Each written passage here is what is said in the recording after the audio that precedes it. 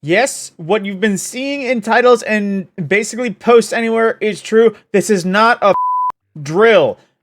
Sunsetting has been officially sunset game-wide, and everything will be returning to power. And not only that, but they did mention they are reintroducing some drop sources for that some gear that is no longer around. Aside from that, I'm going to get to it officially, but starting off, of course, there is a few new trailers. They did show the, I guess, journey into the Traveler. I wouldn't say it's a location trailer, but it's a nice little cave narrated trailer. But then they've been showing smaller trailers as well for the variety of dread enemies, including the Strand Wielders, the Husk, the Grim, and that's so far all they've shown. But then as well, there's a few desktop wallpapers that also diverge into mobile wallpapers in case you wanted some final shape looks for your things. But then we get right into power, and this is where we get the mini good news. Now they talk about power and what it does. Basically, it offered a meaningful progression that rewards players with a real sense of gaining stronger. Destiny 2 is a game you can always play with friends regardless of power level, and lowering the barrier to entry for Destiny 2 story content, as well as power should be intuitive and understandable both for experienced and new alike. So, in the final shape, playing with friends will be easier than ever, no matter if you play every day, haven't played in years, or trying Destiny 2 for the first time. The player with the highest power will become the power leader, and all other players in the fire team will be brought up to 5 power below the power level, or below the power leader if their power isn't already higher. Fireteam power only affects activity difficulty, and your unadjusted power level will still determine the power of your rewards. Being a power leader also gives you a boost to any commendations earned through the end of an activity. So, they actually give us an example right here with this. Your power level will now be displayed next to the activity power cap, right by the launch button, so you can easily determine how difficult the activity will feel. In this case, Soyuz is the power leader at 2000, while Oryx and Rook are both at 1950. But the adjusted power is 1995, which, from the sound of it, it is also a bit moderated, so you won't be able to, boost your teammates either. Basically, if one person is 2000, it'll bring them up to par with the fire team leader, but at the same time, they will still get drops that is, let's just say, 1955 power, so there isn't any fast tracking or boosting just based on power. When your power is increased, the fire team power, your adjusted power will take its place. Here, Soyuz, again, is the power team leader, and boosting Rook to 995 below Soyuz's 2000 at 5 below. The fire team power, friends should always be able to play together regardless of power level. So if you have somebody that just started that you want to bring through like a GM Nightfall or something like that, and actually get them some good loot, even if it's not up to power, you'll still be able to get them into that. Same thing with Master Raids. If you have the carry guy who is at power, you can have everyone else brought through even if they don't have all of the gear. Now as well, removing power limits from legacy gear. This is the good stuff.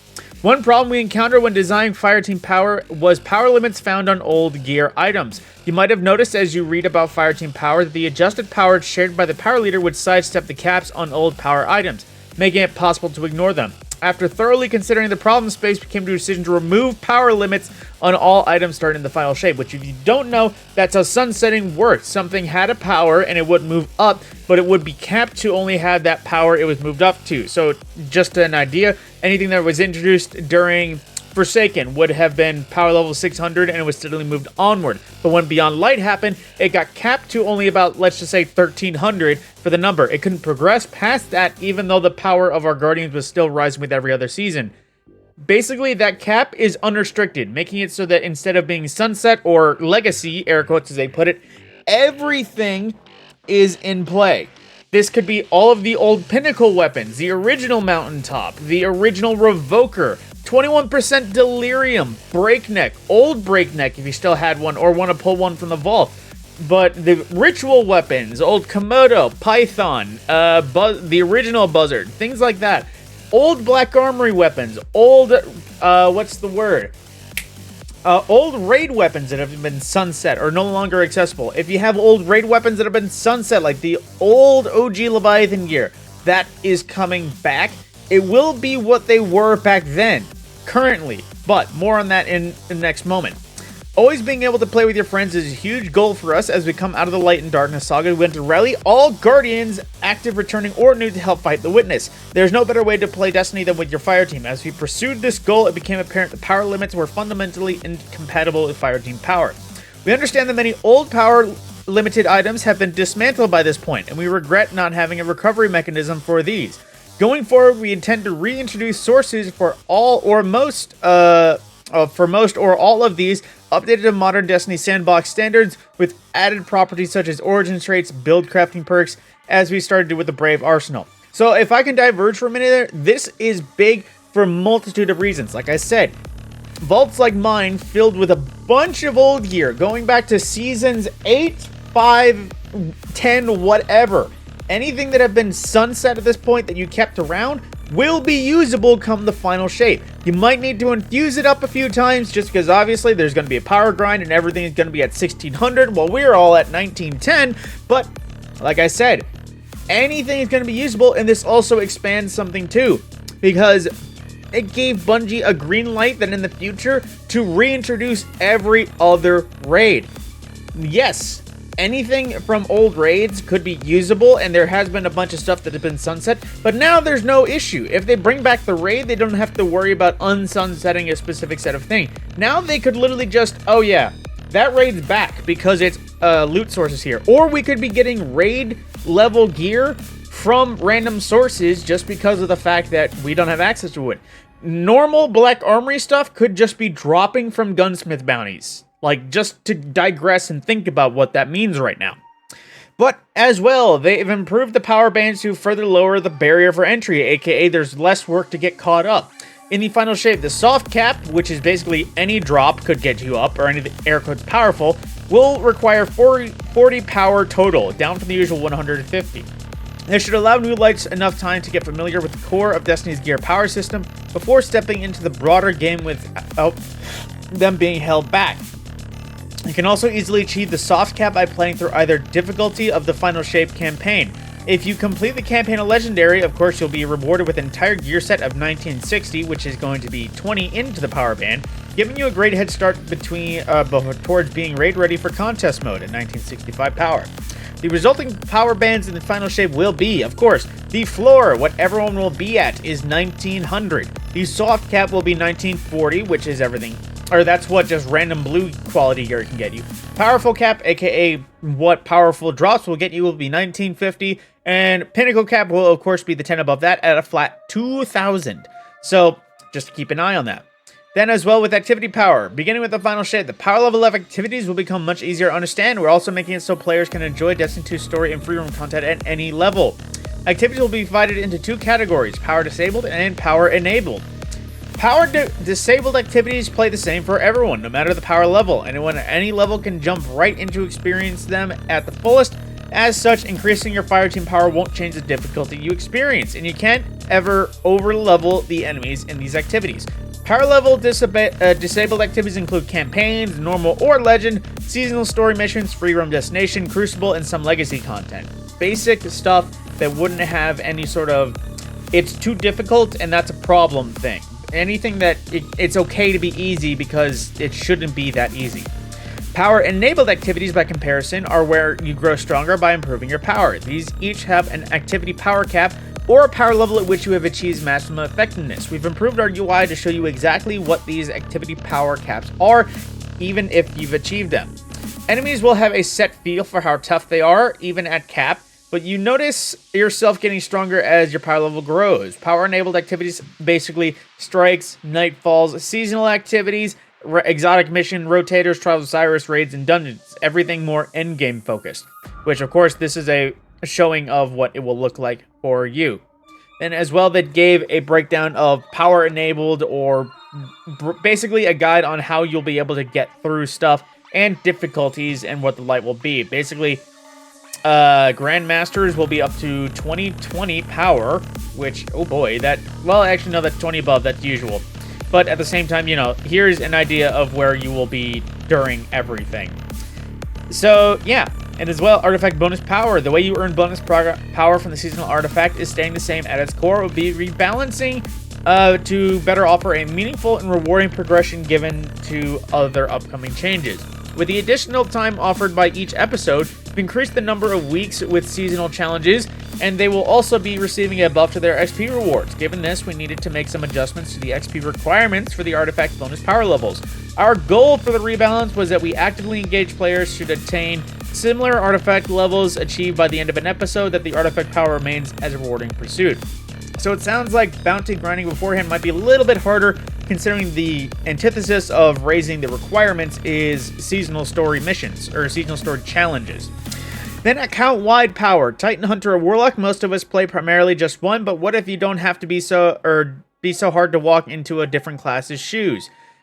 We've also lowered the barrier to entry to play multiple classes by introducing account-wide power. Starting in the final shape, the gear rewards you can earn on any character will drop with a power level relative to the highest power character on your account. Level up the power of your Hunter when you switch over to your Titan Warlock. The gear rewards you will earn will be around your Hunter's level. The exact power of rewards will still depend on the source, but the power you earn on one character will positively influence rewards you find in another character. Which is actually also kind of huge, considering the old fashion was grind out grind out character A, you get the best gear, put it on character B, get the jump start and get a little bit higher, and then you take the best gear you earned on B and put it on C, and then just kind of rotate that through, starting on C, going through B, move C. Yeah, that's basically how it was before, but now we'll be able to just play A, and once we get to the point, play B, get to a point, play C, which sounds honestly great. Because cross-character power progression is now intrinsic to the game, power boosts are no longer offered for sale. Campaign skips will still be available for alternate characters. These changes aim to make switching between characters and classes easier than ever before. So try something new and put on that various thing for the first time. So that honestly is just good all around. Now, reward power. Finally, we're making some improvements to the power of rewards. For some time now, select activities such as ritual playlists have a chance of dropping a powerful reward with a +1 for players between the soft cap and the power cap. In Final Shape, we're extending this beyond those select activities to just about every reward source in Destiny 2. This change will help players gradually reach the powerful cap no matter what activities they choose to play. So if you aren't limited to just the weekly powerful rewards. Additionally, we are improving the power of rewards you purchase from vendors and collections. Items purchased from the vendors will now drop no lower than 3 below your highest level possible power, and items reacquired from collections will be 5 below instead of all the way down to power floor. That is another good thing. Man, was it annoying to buy something from a vendor to borrow for a bounty or just because it looked cool, and oh, it's 300 power below what I'm about to go into. Now as well, Pantheon, another small thing I guess. Next Tuesday, Guardians will have a chance to face something never done before. Pantheon will unload on the 30th with 4 of the toughest bosses you have ever faced. This challenge will escalate over the coming weeks until you have to defeat 8 bosses in a row. You read more details on this TWID, which they're still not showing more. The details is what everything that we have known.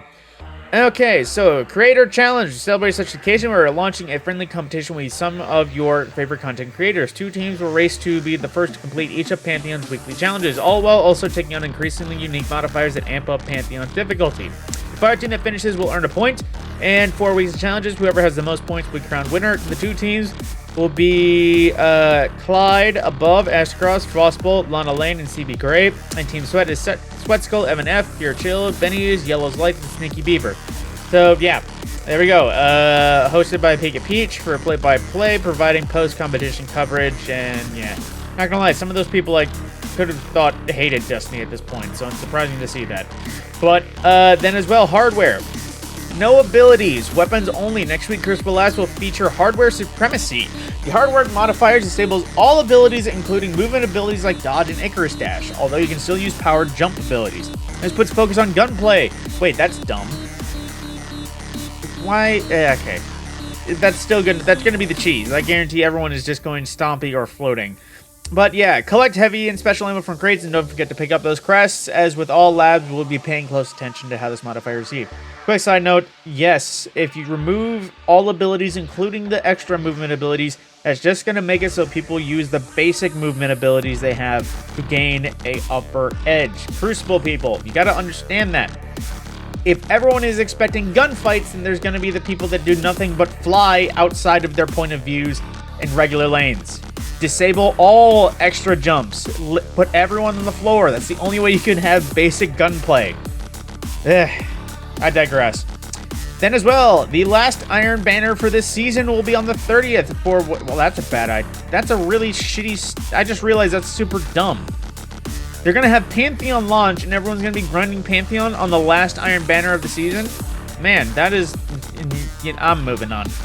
After amazing first edition in 2022, focused on Savathine, the Witch Queen herself, we couldn't be happy to announce the second installment of Cosplay Cosmodrome. This time we're shaking things up a bit. Each participant will get the chance to create a cosplay for a specific Destiny 2 character.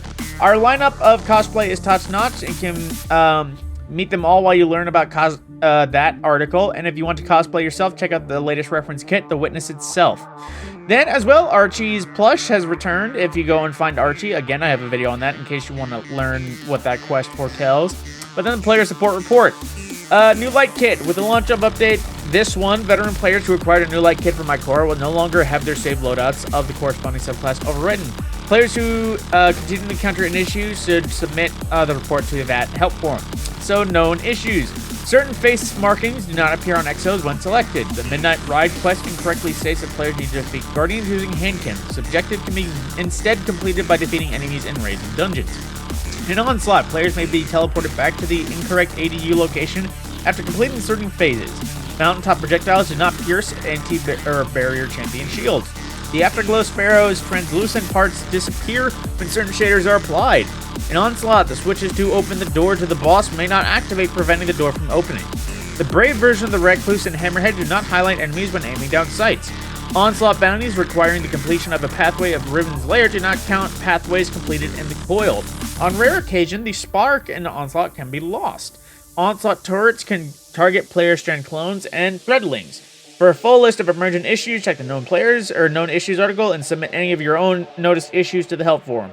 So with that, interesting Cade-inspired Ace of Spades, as well as, I guess, just another movie of the week. But yeah, this TWID was actually pretty big considering what was announced and what that means. Like, how do I say this? A quarter was dropped into the lake, and that wasn't that big of an impact, but the quarter poisoned the water supply, and now everyone's dead. That's the big impact. Bad metaphor, but you know what you get what I'm saying.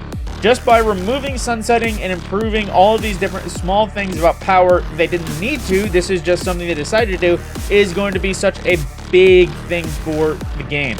Like, I'm not even joking. I am super excited because 21% Delirium is back. Python, one of my favorite shotguns, is back from Season of the Dawn. Sunset, never returned, but is just a great shotgun that I love. Oh boy. I'm excited. Destiny is actually seeming on the up. But yeah. My name is TheMadScorpyon, and thank you for watching.